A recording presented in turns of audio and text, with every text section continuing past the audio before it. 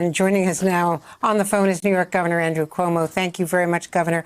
I know you're concerned about the lag in testing, which makes the tests, the numbers of tests, really useless given this lag, and also the president's reversal on masks now.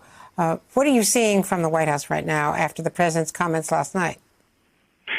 Well, Andrea, thank you for having me. I think it's actually a good sign. The president had a much different tone yesterday. Just the fact that he was doing the coronavirus briefing in and of itself was a different signal. And we need that. We need the federal government to step up, acknowledge the problem. I think there's been too much denial for too long, and we need the commitment of the federal government. So I welcome the president's posture. I welcome what he said about masks, now urging Americans to wear masks. I'd like to see him take the next step, which is a federal executive order on masks. The health experts that advise the White House have said 40,000 more Americans will die because we don't have a mask policy. I mean, as incredible as that is, if you can sign a piece of paper that will save the life of 40,000 Americans, why wouldn't you do that? On the testing, there is now a significant delay in many states on the testing results. That means the testing numbers you get today, the results you get today, are not really results from yesterday. They could be 8 days ago, 10 days ago, so they could actually be misleading. We don't have that issue in New York, but I've been working with a number of local governments, and I'm seeing that issue across the country. Now, you talked to the president, I believe, yesterday.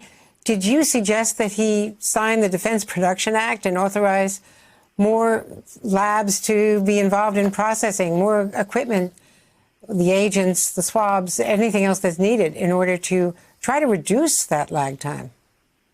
Yeah, I spoke to the president yesterday. I didn't talk about the Defense Production Act yesterday. I had previously made many statements about the Defense Production Act and needing American companies to actually get into this testing, and not just the testing, but it's more the supply chain. It's the reagents that are the problem, because we need them desperately. And we knew this was going to happen. It was just a matter of time.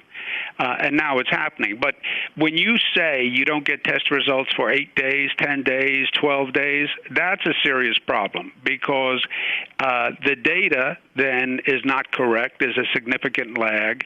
And a person who was positive was out there for 8 days spreading the virus by the time you even find out. So 8-day testing, you wonder what the validity of it is at the end of the day. When you talked to him yesterday, did you sense a change in his attitude? Because there was a big change, as you've noted, in his recommendation to wear masks. Is he now taking this more seriously? It is 3 months since his last health briefing. He didn't have his health advisors around him, and 85,000 people have died since that last health briefing, Americans.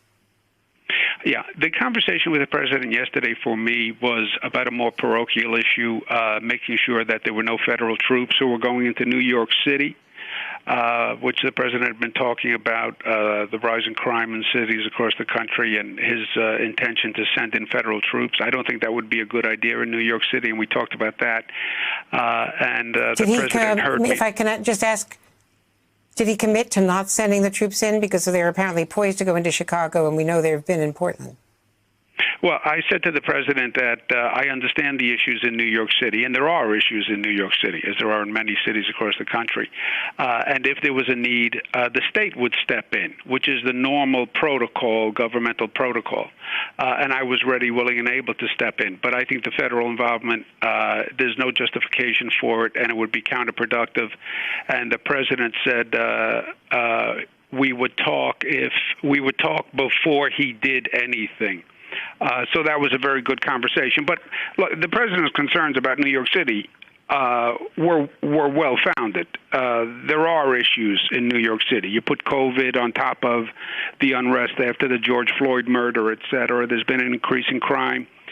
So I get the concerns, but I don't believe federal troops are the answer.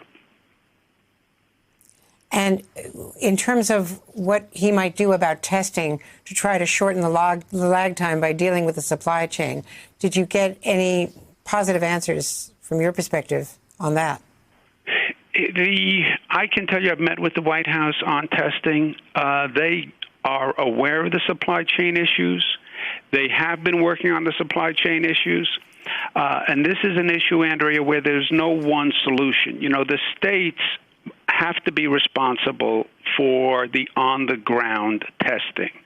The states have to organize the labs in their state. They have to set up the testing sites. We have 750 testing sites in New York now. We have 250 labs in New York that are doing the tests. That's the state responsibility. The federal government has to work on the supply chain issues so these national labs can actually process the tests. So it's not that clean, but the federal government gets that they have to work on the supply chain, and that has to work in tandem with a state effort that has the testing sites open, that has the labs coordinated. So it's going to take both. And this is a new system that was never set up before. You know, this COVID has put a test on government that never existed. And we're now seeing the results. The shame is we had 4 or 5 months to get ready, and that we are still talking about these basic operations. That's a shame, and that's what the history books are going to fault us for. 150 public health experts have written an open letter saying that the country needs to shut down and reset now and actually prevent people from going state to state. From hotspots to states, you've already imposed some quarantines of people coming into New York. Do you think another shutdown is now needed? I think a shutdown in certain states, yes, because they're right. Look at how bizarre this circumstance. New York State had the worst infection rate because the cases came from Europe, and we did not know at the time. Everybody was still talking about China. The virus left China, went to Europe, and everybody missed it, and it came to the United States from Europe. So we had a quick spike. We had the worst infection rate in the country. We had a worse infection rate per capita than any country on the globe. We now have one of the lowest infection rates. Our problem now is people coming from other states into New York. We've done a quarantine against the 21 highest states in terms of a rate of infection. But I don't have really the enforcement mechanism for a quarantine. We're doing everything we can, but it's imperfect. And you'll see this virus ricocheting across the country. One state gets it under control, but then people from another state will come in. So unless you solve this everywhere, you don't solve it anywhere. And now people coming from Florida, from Texas, from Arizona, that's our issue.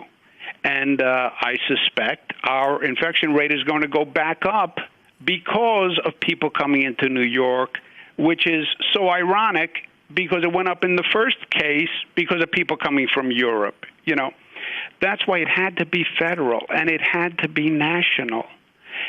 Because if you don't solve it across the country, you don't solve it anywhere, Andrea. Well, do you think, by the way, just to return for a moment, very briefly before we have to let you go, do you think that there's ever a situation where you would want federal forces to come in and help in New York City? No. I do not believe, in this political environment, I believe federal forces would be incendiary. And if there is a reason, a justification, the state can handle it. A city is a creature of state law. The state government created cities in this state. If New York City has a problem, the state will address it. In this political environment, to send in federal troops would be pouring gasoline on a fire. Well, we want to thank you for taking the time, Governor Cuomo. I know that you've got a lot on your plate, as do all of the governors, and you were just down in Georgia trying to help out there as well. So thanks very much for joining us today. Hey there, I'm Chris Hayes from MSNBC. Thanks for watching MSNBC on YouTube. If you want to keep up to date with the videos we're putting out, you can click subscribe just below me or click over on this list to see lots of other great videos.